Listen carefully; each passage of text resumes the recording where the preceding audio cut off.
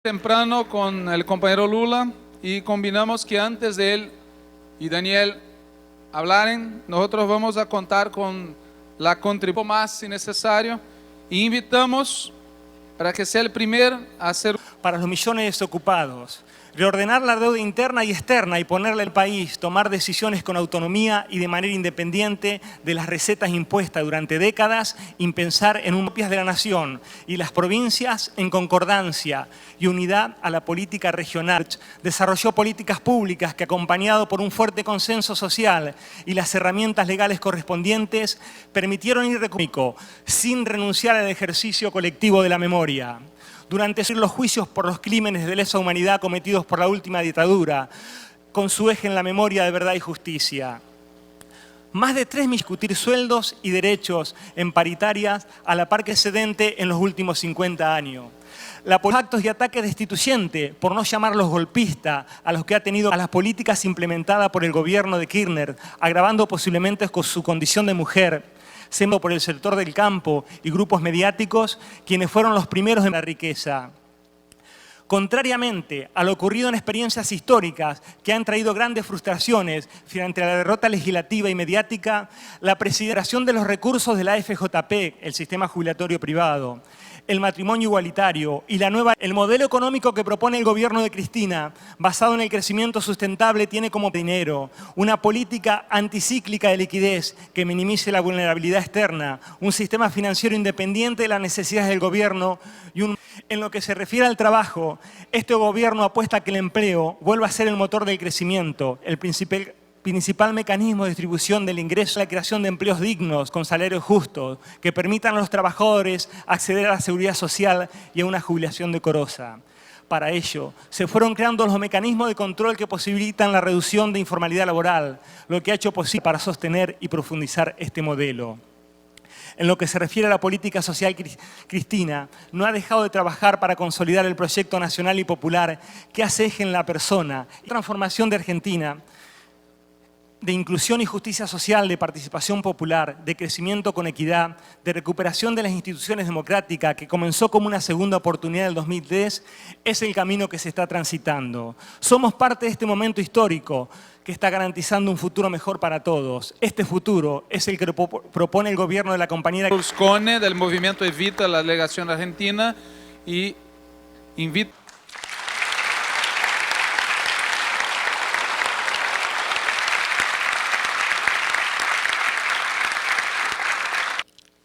Cambiar la correlación de fuerzas que hoy existen en Guatemala.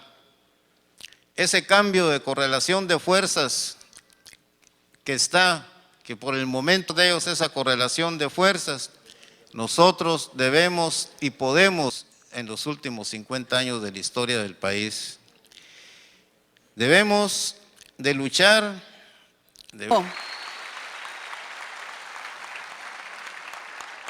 Un agradecimiento especial a los anfitriones, un agradecimiento a Daniel, a Rosario, a Tomás Borge, a quien tenemos el privilegio de tenerlo en el Perú, como nuestro embajador, como nuestro representante. Desde 1975 fundamos el Comité de Solidaridad con Nicaragua y después con los pueblos de América Latina y el Caribe. Y tuvimos el privilegio de fundarlo con un compañero de Sandino. Nuestro homenaje hoy día también aquí al peruano Esteban Pabletich, que combatió con el Frente Sandinista esta gesta que nos pertenece, que es la de todos los pueblos. Permítanme, sin embargo, no solamente saludar a nuestros anfitriones y a esta excepcional reunión de compañeros, compañeras, camaradas, compatriotas que nos acompañan. Pido permiso para saludar a este Lula que no es solamente el presidente del Brasil, a este Lula que representa también a Dilma, a esta mujer que nos representa a todas en el mundo, a esta lucha por la autorrepresentación de las mujeres en la política, en el poder, aspirando a la mitad de la tierra, a la mitad del cielo, a la mitad del poder. A este Lula, que es Lula de Brasil, Lula de América Latina, Lula de Albric, y este Lula, que es el Lula amigo de todos los pueblos del mundo, que tenemos el privilegio esta tarde, sin excepción, de poder compartir. Traigo un saludo desde Perú. Este Perú milenario, este Perú del que somos hijos de Túpac Amaru, de Micaela Bastidas, del primer marxista de América, José Carlos Mariátegui, de una de las más importantes feministas de ya hace más de 2 siglos, Flora Tristán. A este Perú milenario de 5.000 años de historias, a este Perú de las capullanas que gobernaban en el Perú desde hace milenios, a este Perú de los vicus, de los chancay, de los moche, de los ipán, de los icán, de los nazca, de los paracas, de los chavín, de los guantar, a este Perú olvidado de la selva, de los ayánicas, de los machihuengas, de los boras, de los huitotos. Este Perú milenario que este año celebra el centenario de Arguedas, que es el más grande de nuestros historiadores y narradores, que nos plantea un proyecto de nación, la convivencia feliz de todas las sangres. Es el proyecto que se plantea para el Perú. Hoy el Perú es un país convulsionado con un modelo de crecimiento por encima de todo el promedio latinoamericano. Hemos llegado a crecer una política que expresa ese malestar profundo. Efecto de significación histórica que se ha levantado con un triunfo para constituir lo que se denominan empatados, 42%, teniendo una más. Aida García Naranjo de Gana, Perú. Perú. Daniel Ortega, presidente da Nicarágua, e sua companheira Rosário, querido companheiro Alarcón, representando aqui o extraordinário povo cubano, querido companheiro Maduro, chanceler da Venezuela, queridos companheiros latino-americanos e convidados para essa 17ª reunião do Fórum de São Paulo. Eu tenho sempre uma preocupação, querido Zelaya, de participar desses fóruns e falar em português.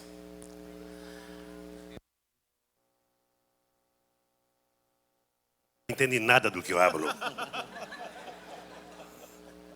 Eu tenho um tradutor que é um cubano naturalizado brasileiro. Se necessitar e alguém precisar, o tradutor pode traduzir para que todo mundo entenda o que eu estou falando. Se entende, bom, se não entender, eu não tenho culpa. Eu queria dizer a todos vocês que eu estou emocionado porque faz muito tempo que eu não participo de uma reunião do Fórum de São Paulo. Parece que a última foi no Parlatino, em São Paulo, em 2005, mas muito de passagem. E eu lembro quando tivemos a ideia de construir o Fórum de São Paulo. Em 1985, eu fiz uma entrevista para um jornal brasileiro e eu dizia que não era possível um metalúrgico chegar à presidência pelo voto e disputando democraticamente uma eleição. 4 anos depois, eu fui para a primeira disputa presidencial, fui para a segunda volta e terminei as eleições com 47% dos votos. O PT saiu muito fortalecido daquela eleição. Os partidos de esquerda que estão aqui, brasileiros, não sei se estão todos, mas o PCdoB, o PSB, não sei se está o PDT, que estiveram juntos comigo, todos nós saímos fortalecidos. E aí veio a ideia, conversando com os companheiros cubanos no primeiro momento, de fazermos uma reunião da esquerda latino-americana. E fizemos em São Paulo, no Hotel Danúbio, que já não existe mais, em junho de 1990, a nossa primeira reunião.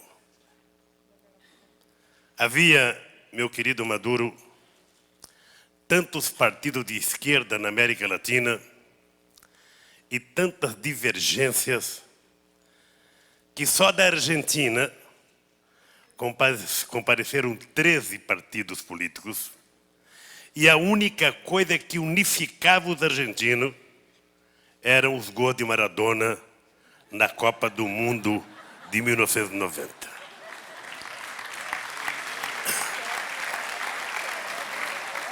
Havia um processo de desconfiança muito grande entre toda a esquerda latino-americana. Nós não tínhamos ainda aprendido uma lição básica que poderia permitir que a esquerda chegasse ao poder. Nós temos um grande educador brasileiro que já morreu, um dos mais importantes, que muitos latinos-americanos conhecem, Paulo Freire, e ele dizia,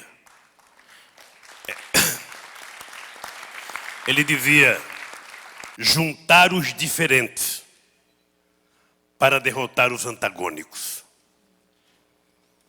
E nós fomos aprendendo a conviver entre nós e fomos construindo uma relação democrática difícil, complicada. Muitas vezes era necessário muita paciência.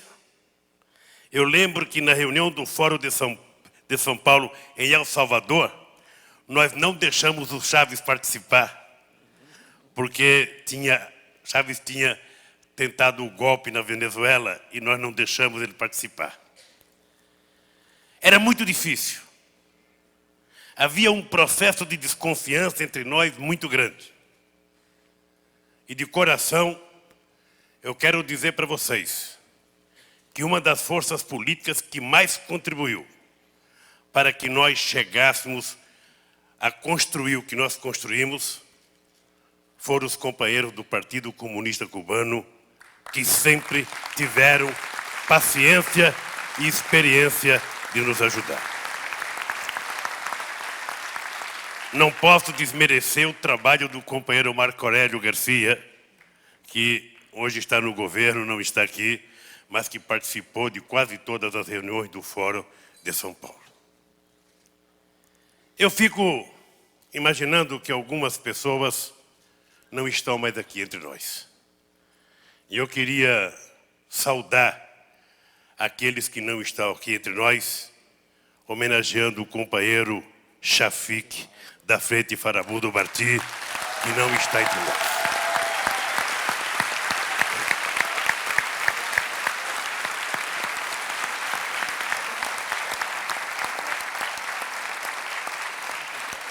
Nós estamos um pouco mais velhos. Quando começou o fórum, eu não tinha nenhum cabelo branco. Tomás Borges tinha todo o cabelo na cabeça. Daniel Ortega era cabeludo. Ou seja, nós estamos cansados mais do que quando começamos o fórum. Mas o caminho que nós percorremos não pode perder a importância das nossas conquistas. Estamos falando de 21 anos. 21 anos é um tempo de maioridade de um jovem ou de uma jovem. E nesses 21 anos, Olhemos a fotografia da América Latina de 1990 e olhemos a fotografia da América Latina de 2011. E nós vamos perceber que um verdadeiro furacão de democracia passou pelo nosso continente. Um verdadeiro furacão. Eu fico olhando a América do Sul. Quando cheguei à presidência em 2002, só tinha o Chaves. Mesmo assim, tinha sofrido um golpe. Depois veio Kirchner. Depois de Kirchner, veio eleições no Paraguai. Depois veio no Uruguai, com Tabaré. Depois veio no Equador. E nós fomos fazendo uma mudança extraordinária que culminou com a eleição do companheiro Evo Morales na Bolívia.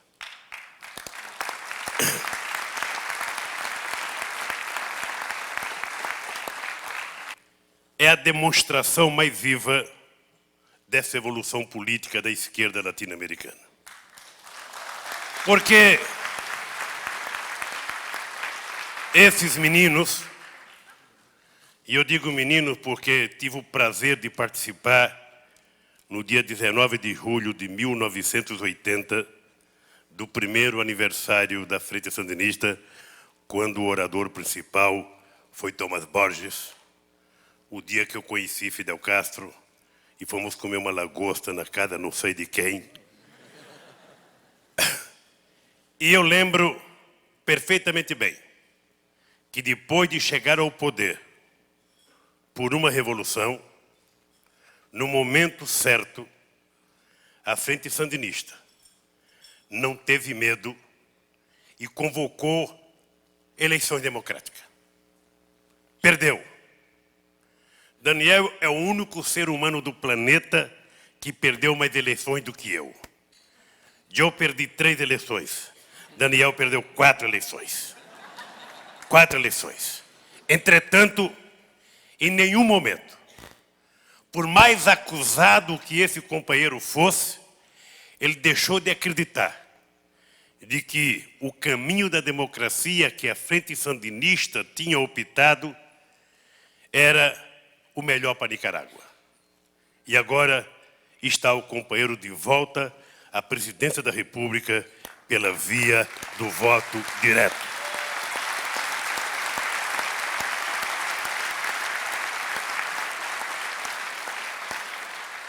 Eu, como vocês estão percebendo, tenho muita dificuldade de fazer qualquer discurso de oposição depois de 8 anos de governo. Mas vou dizer uma coisa à nossa querida companheira tratada carinhosamente de mocha. Uma coisa que nós fizemos no Brasil e poderia ser feito no Peru era provar que aquele discurso de que primeiro a economia tem que crescer para depois distribuir é apenas meia verdade. Porque na maioria dos nossos países a economia cresceu e não foi distribuído. E no Brasil nós provamos que fazer ao inverso deu resultado. Primeiro distribuir para fazer a economia crescer.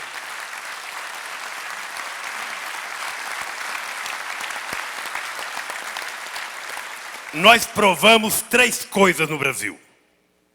Primeiro, de que é possível distribuir e esta distribuição fazer com que os pobres se transformem em cidadãos.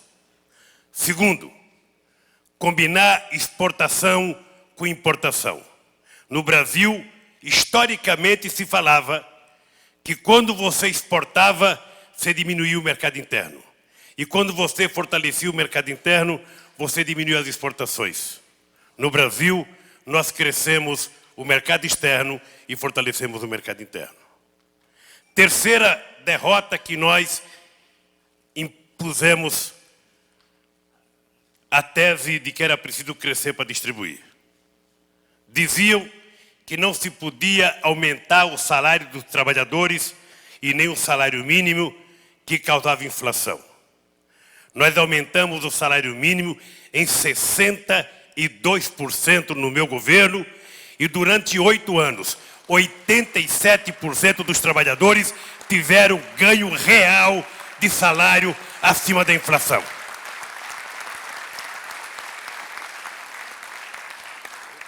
Geramos 15.300.000 empregos formais em 8 anos de mandato.